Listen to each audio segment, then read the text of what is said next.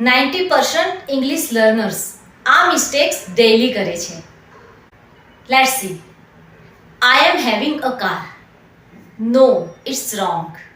Correct is I have a car. But why? Having is a possession verb.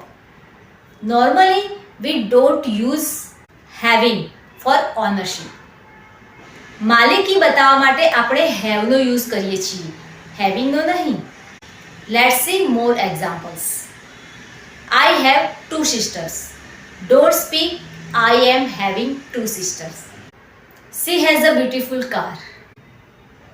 Friends, remember, small corrections that means big improvement in English. આ એક mistake correct કરશો તો તમારું English next level પર જશે. Practice daily. See you soon tomorrow.